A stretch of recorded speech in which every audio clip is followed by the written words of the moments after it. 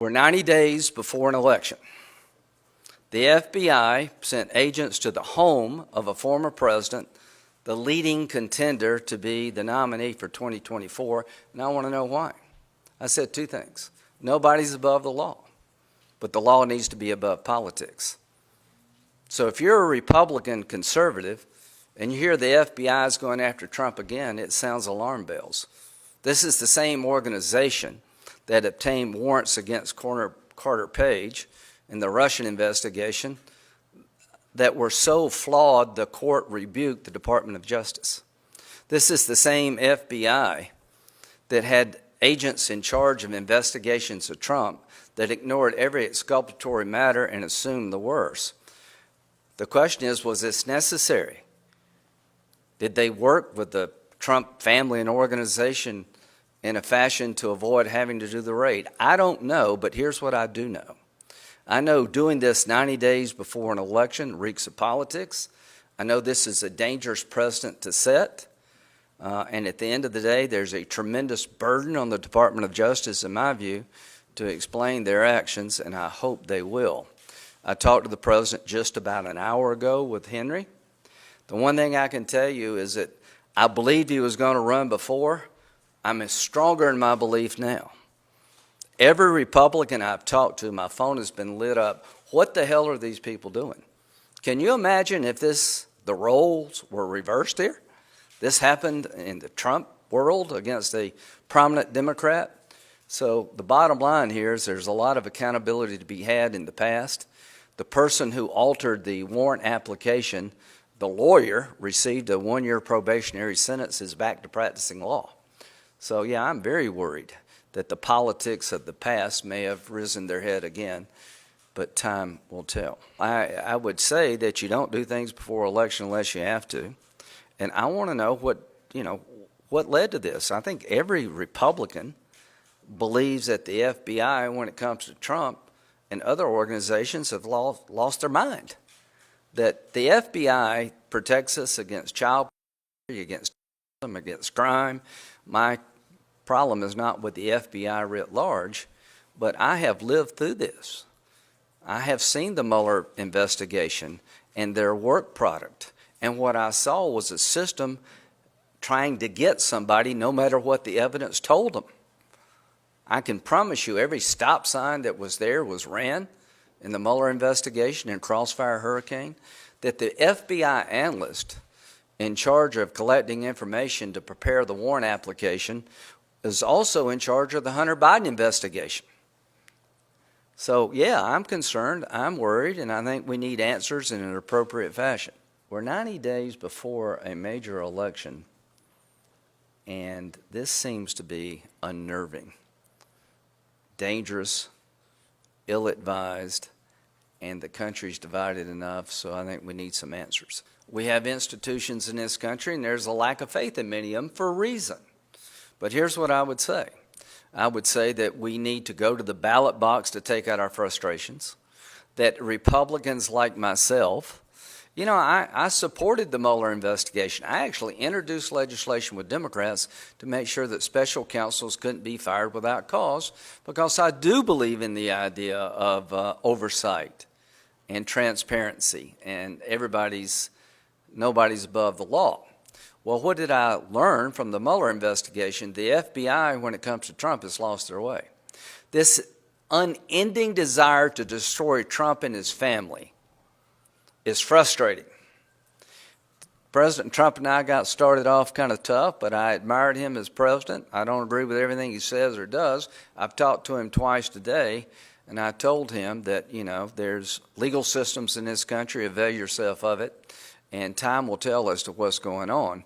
But to those who feel like you need to violently react, the answer is don't. What you need to do is you need to make sure you show up and vote, stop some of this madness, and we do have a legal system in this country, and we'll get to the bottom of it like did with Mueller investigation. And here's what I think. I think President Trump is determined now more than ever to straighten this country out. Henry and I both talked to him. I've talked to him twice today. He believes the country's going in the wrong direction. Everything he's done has been undercut. The border was secure. Now it's just a complete, absolute nightmare. The economy is in tatters. You had a withdrawal from Afghanistan that's just become a nightmare. You got Russia invading Ukraine, trying to rewrite the map of Europe. You got Taiwan being encircled by the Chinese. Other than that, things are going great. I think this president, President Trump, is going to push through this. I think the Department of Justice has a heavy burden here. So to those Americans who are worried, stay focused, reject violence, and we will take this as far as we need to take it. I was chairman of the Judiciary Committee. I had to vote on certifying an election. This is ridiculous. This weaponization of the law needs to stop. So I will use the courts, and we'll go as far as we need to go and do whatever needs to be done to make sure that people like me can do their job without fear of some county prosecutor coming after you.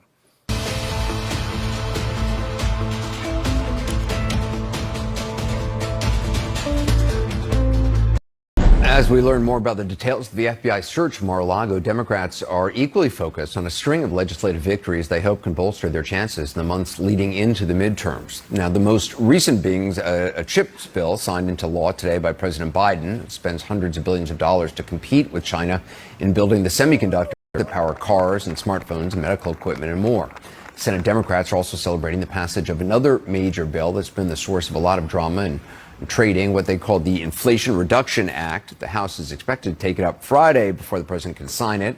Bill touches on a wide array of Democratic priorities, hundreds of billions for clean energy initiatives, extension of health care subsidies, and for the first time, it allows Medicare the power to negotiate prices for certain drugs. I want to talk about it with Senate Majority Leader Chuck Schumer joins me now. Majority Leader Schumer, appreciate you being with us. I want to get to the legislation, the Inflation Reduction Act, in a moment. But just a question off the beginning. We've seen a lot of your Republican colleagues calling for investigations into the DOJ, the FBI, after the search warrant at Mar-a-Lago yesterday. Senator Josh Hawley even called for Attorney General Garland to, quote, resign or be impeached.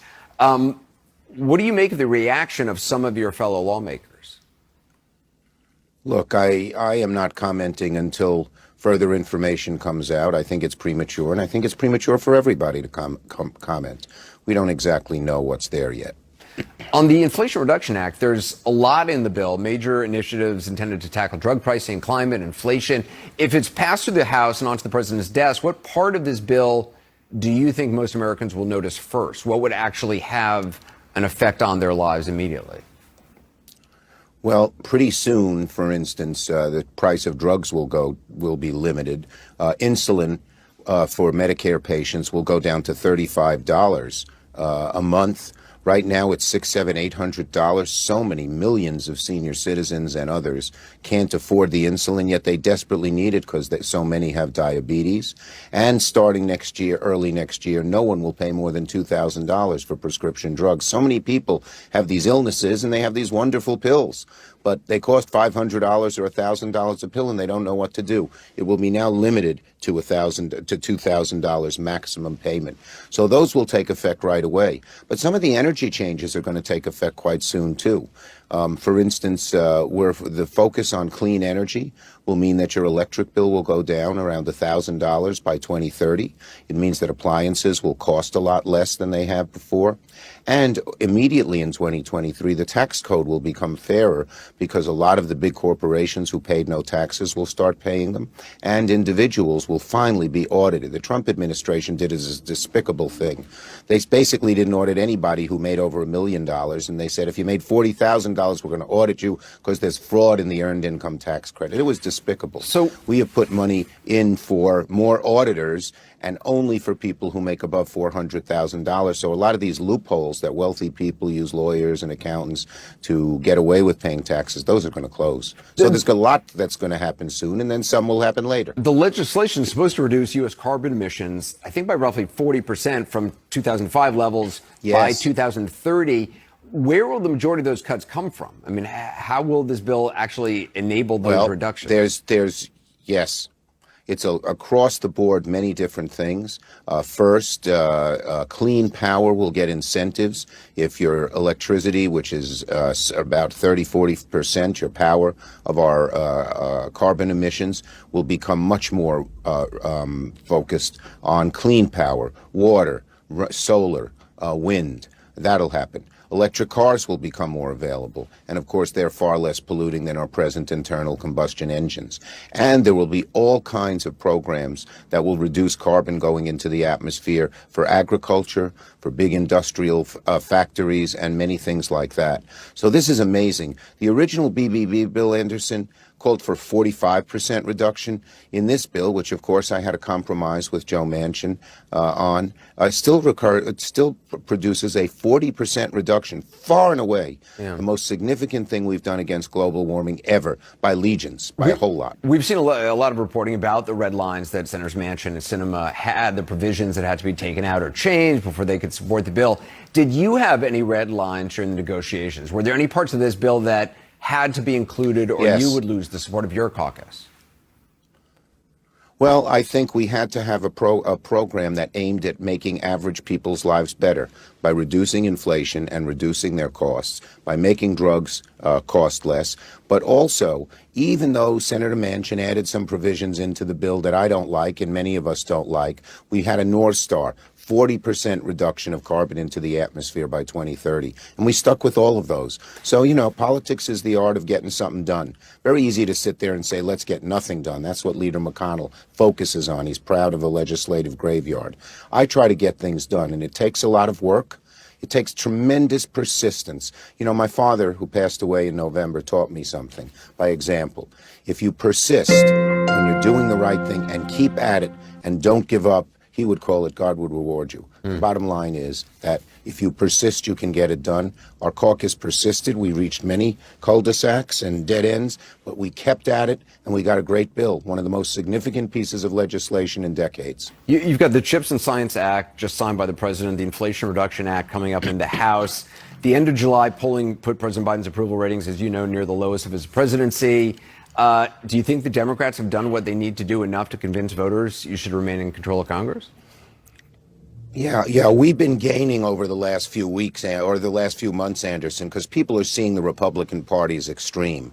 The Supreme Court decisions, of course, Dobbs on abortion, but also on guns, also on environment. The fact that the January 6th hearing showed what happened, and just the rhetoric, the kind of angry, almost anti-democratic rhetoric that's coming out of the Republican Party. People were starting to say, I don't want them to govern. But they had a question. Could Democrats actually get something done? I think in the last 6 weeks with the IRA, with the CHIPS and Science Act. We put the PACT Act together, the best advance in health care for veterans in 10 years. We did something on guns for the first time in 30 years that reduces the violence. We did the NATO bill.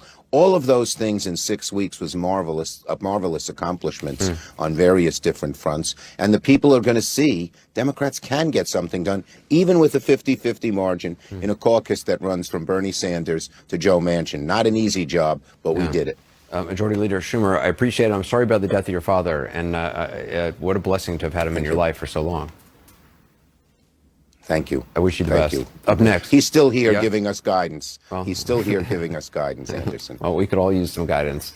Senator, thank you. An update on our Caitlin Collins. So, Caitlin, what more are you learning about the type of documents that were recovered in the search and what they may have related to?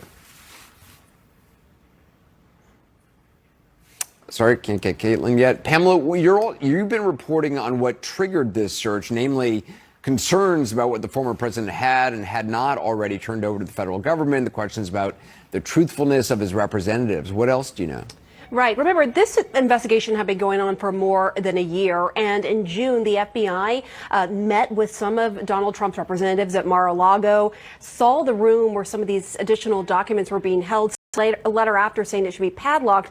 The bottom line is, I'm told through a source familiar, is that the FBI believed that Donald Trump and his representatives hadn't turned over everything that it should have, or it was required to, that belonged to the government. We know previously the National Archives had taken 15 boxes from Mar-a-Lago, including classified information. And so in this case, the FBI executed the search warrant, I'm told, because of that fact that they believe that there were additional documents there, some classified, that belonged to the government, and that there were national security implications, that it went beyond just concerns that some of these documents could be marked as classified, but that there could be national security implications. I'm also told by this source that there was concern that Trump's representatives weren't completely truthful with investigators over the course of this investigation. So there were certainly a couple of factors at play, but I do want to be transparent. While we do know some of this information that's coming out now, what we don't know right now, Anderson, is whether Donald Trump is the target of investigation for mishandling classified information, whether this was simply a case of the FBI wanting to make sure these documents went into safe hands and the government, whether it has to do with lying to the FBI. We simply don't have the answers to those questions. And I can go ahead and tell you, Donald Trump's teams will be arguing that he had the authority to declassify information as president. Caitlin, did people in the former president's orbit have any indication that this investigation, which had been ongoing for months, could be ramping up? No, they were actually quite caught off guard on this, Anderson, based on what we've heard from sources, which is that over the last several months, they had essentially come to this belief that this investigation into whether or not the former president mishandled classified information had stalled. They had not actually seen any movement based on what we have heard from sources. That's remarkable given, of course, we did report yesterday that 2 months ago was when investigators made that very rare visit to Mar-a-Lago where they met with two of Trump's attorneys. They were shown the room where these documents were being held, the ones that he had not turned over to the National Archives after they had turned over about a dozen or so boxes, Anderson. That was a room that the Justice Department asked them to further secure, and they put a padlock on the door to do so. Of course, that was a padlock that was broken off when this search warrant was carried out yesterday. And so it's very clear that this investigation had not actually stalled, and it's not clear why they believed that, but that is what we were hearing from them. And so that does seem to be why there is a measure of surprise in Trump's orbit over this matter. Pam, is it known how many boxes of documents the former president initially took with him to Mar-a-Lago? Well, what we can tell you is that 15 boxes went to the National Archives, and then an attorney for Trump told the Washington Post today that FBI agents took around a dozen boxes from Mar-a-Lago after executing this search warrant. And so these are a lot of documents that were taken from the White House. Now, how many were actually classified? How many were, implicated national security? How many had Trump declassified when he was in the White House? I mean, these are the questions we have, and we don't have answers to them. And I think it is important to point out that there's still a lot that we don't know about what was in these boxes taken from Mar-a-Lago. Pamela Brown, Caitlin Collins, appreciate it. There is more breaking news. The FBI today seizing the cell phone of a Republican congressman who's best known for pushing a bogus conspiracy theory about the 2020 election. His name is Scott Perry. CNN Sarah Merz is now with more on that story. So what is Scott Perry saying tonight? Well, he put out a lengthy statement describing what happened. And he said, this morning, while traveling with my family, 3 FBI agents visited me and seized my cell phone. Now, he goes on to say this cell phone is full of information about political activities, personal and private discussions, legislative activities, things he says the government has no business looking into. What we don't know is what the FBI is investigating that led them to Scott Perry's cell phone. We know that Perry was, integral in pushing Donald Trump's claims of election fraud. We know that he actually introduced the former president to Jeffrey Clark, who was a Department of Justice official who was little known at the time, who was willing to go along with Donald Trump's election fraud claims and willing to, try to stage a coup, essentially, at the Justice Department. So it's not clear if it is perhaps related to that. We reported earlier this summer that Jeffrey Clark's home was searched, so he's been under scrutiny from investigators.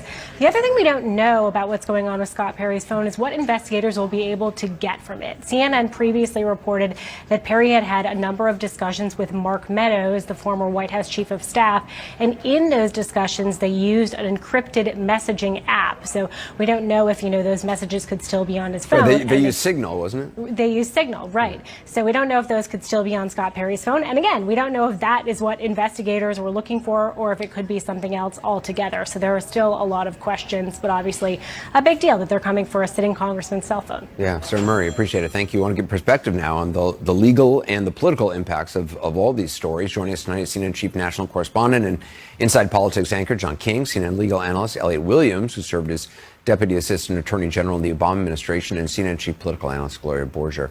John, how significant are these new details? The search came after suspicions of withheld materials, that documents at Mar-a-Lago had national security implications. Well, we have more of a sketch now. We still don't have key information. What do they mean by national security implications? How many documents? What do they relate to? But we now at least have a broader sketch of the urgency that convinced the FBI and then the Justice Department, all the way up to the Attorney General, to take this unprecedented step, to serve a search warrant at the home of the former President of the United States. Now, there's a lot of hyperbole being thrown around. Look, make no mistake, Anderson, at some point, the Justice Department will face a credibility test, both in court and in public opinion. That day should not be today. We are early in an investigation, or we're at some point in an investigation where the Justice Department says it can't talk to us just yet. But the fact that they took the extraordinary nature suggests this was a 15-month process. Many communications with Trump and with his lawyers, including a meeting in June that the former president stopped in. So something happened between June and August where the FBI saw a reason, we don't know the specifics, to believe something was at risk, some document was at threat. And just very quickly on this point that Trump has the power to declassify records, that's true. A, but there's a process. And B, even if he declassified everything, they don't belong to him. He can't take it with him. The Records Act is very clear. The documents belong to the American people, and they go to the National Archives, period.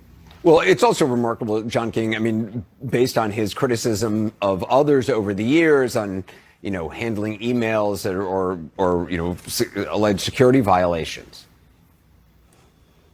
If you're looking for intellectual consistency here, Anderson, you came to the wrong town, in the sense that if you listen to Donald Trump and you listen to his Republican allies, they remember Hillary Clinton should be about 6 years into her prison sentence at Leavenworth, according to these Republicans, because she set up a server at home that might have sensitive information go through it, that it was possible the Chinese or the Russians could hack into.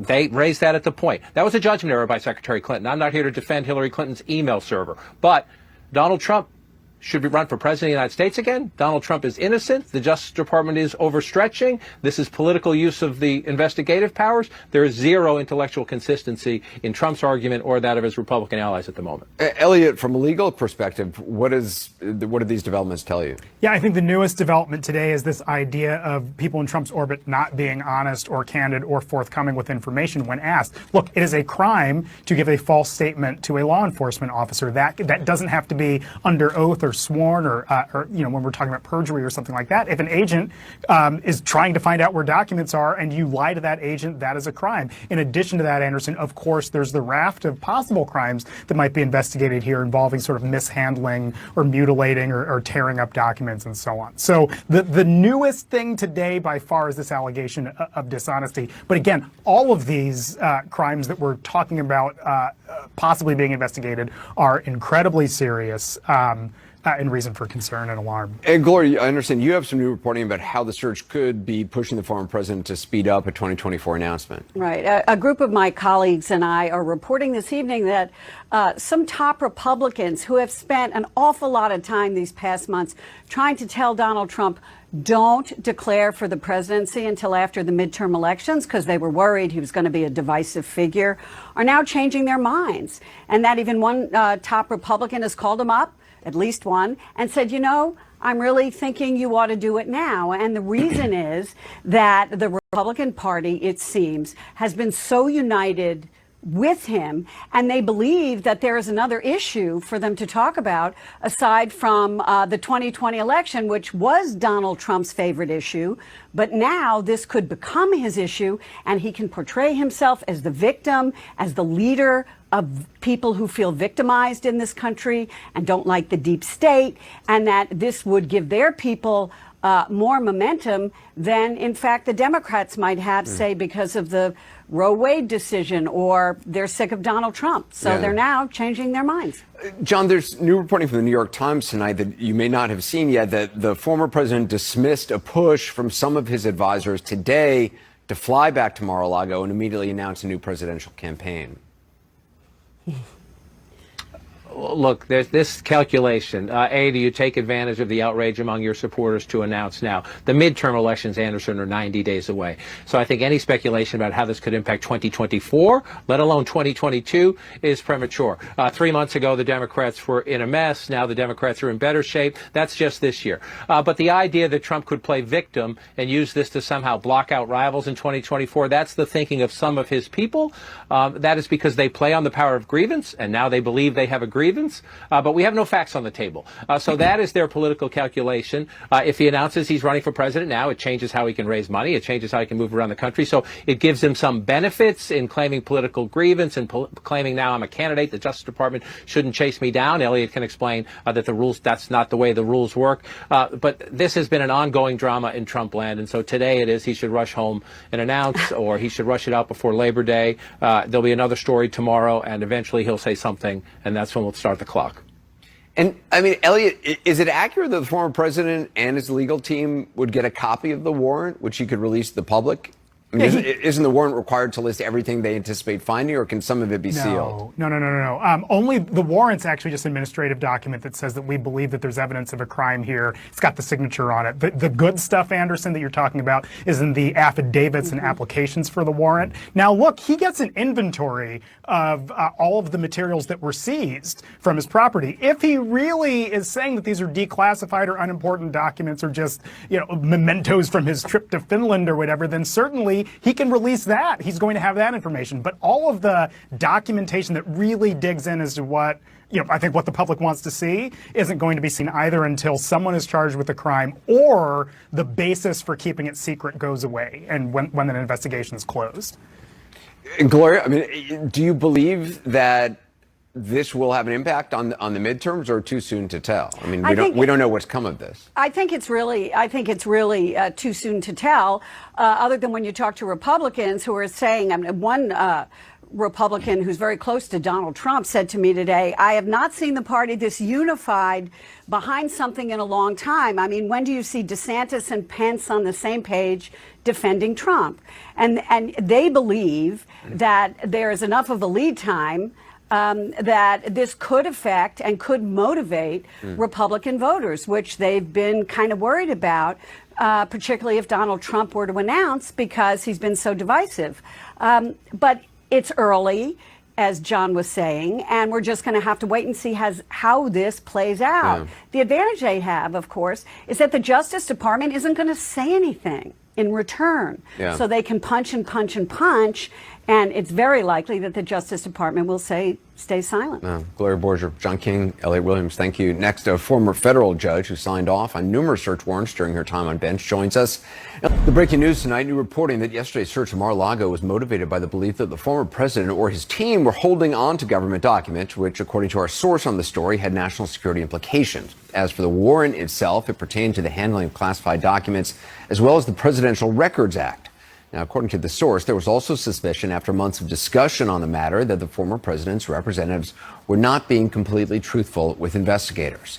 Joining us now, former federal judge Nancy Gertner. She's currently a senior lecturer at Harvard Law School. Judge Gertner, great to have you on again. I understand you reviewed search warrants as part of your duties while on the federal bench. Can you just walk us through what standard has to be met and how that may undermine some of the accusations out there from the former president and his allies flying around today? Well, there has to be a sworn document. And if someone lies in the document, then there will be consequences for lying for false statements. So the agent has to come and give you an affidavit. Sometimes there could be sworn testimony, but usually it's an affidavit. And the affidavit will say, I have probable cause to believe that a crime has been committed and that evidence of that crime will be found in the place that I want to search. And then he has to show, or she has to show, describe the place to be searched and the evidence to be seized. And the code word in the law is with particularity. So they can't say, hey, something's wrong is going on at Mar-a-Lago. I want to go in. They have to describe what the crimes are that they think have taken place, and they have to describe, whether that the crimes have taken place there, and they have to describe what they're searching for and the place to be searched and the things to be seized with some specificity. Now, a judge relies on what the agents tell them, and as we've seen in the Breonna Taylor case, the agents may not necessarily be telling the truth, but frankly, in a case like this, with the levels of review and the likely level of a Garland review, I imagine that every I has been dotted and T crossed. You would think that Merrick Garland himself would have looked at the application for the search warrant. Not only do I think that just because it's the president involved, but from my understanding, from people who are working for Garland and from what I know of him, he's a micromanager. Some of the frustration with the pace of investigations are precisely because he's a micromanager. So it would be inconceivable that he didn't sign off on this search warrant, that this affidavit, and this decision. And how strong a case would have had to be made to this judge in order to get the judge to agree? Well, the judge has to understand that a crime, that they're investigating a crime, right? It's not just ordinary misconduct. And here, the likely crime is the president's violation of the Presidential Records Act and inappropriate handling or retention of classified documents. So you have to know that a crime has taken place. It's not some, just itinerant misconduct. And the judge would have to know that they have to be seeing the evidence of the probable cause to believe that a crime has taken place. What would the probable cause look like? I'm just speculating, as we all are, right? So if the National Archives got classified document, they have page 7 to page 9, and they're missing 8. On their face, the documents would make it clear that something is missing. Then there's the story, which I imagine would be in the affidavit, of the FBI visit to Mar-a-Lago in June, this past June, in which they saw where the documents are kept. And the question is, did they see something at that time that made it clear that what was in there was more than just an occasional memento from Kim Jong-un and something more substantial than that? So the judge has to look at the evidence that's given to him to see if there was probable cause to believe that a crime had been committed. So that's what I mean. And they obviously you rely on the information you're given, right? You rely on the good faith of the people who are giving you the information. Is the warrant a sign that perhaps a case was made, documents were at risk of being destroyed? Well, it's very interesting. I mean, the clearly there could have been a subpoena to a grand jury, and where you send the subpoena to Trump's lawyers, and you really rely and you trust them to turn over everything. Clearly, and again, I'm speculating, something happened here that led the agents and the DOJ to believe that in the ordinary course, documents were not going to be turned over, and that therefore they had to take the step of a search warrant. Now, they really don't have to justify going to a search warrant, right? There's no legal justification. You can use a search in place of a subpoena. But I'm assuming that to take this step, there had to be some reason to believe that documents were not being preserved. Or that they were not being truthful. Let me just add one thing, because this is driving me nuts. This is now out. This is not in my lane as a federal judge, but the notion that the DOJ, that the White House would have been involved in this makes no sense. This was a week that the Democrats were doing a victory lap, and the last thing they wanted to do was to have the coverage taken over by the search of Mar-a-Lago. And that alone suggests to me that this had been an independent decision of the DOJ and an independent decision of Garland.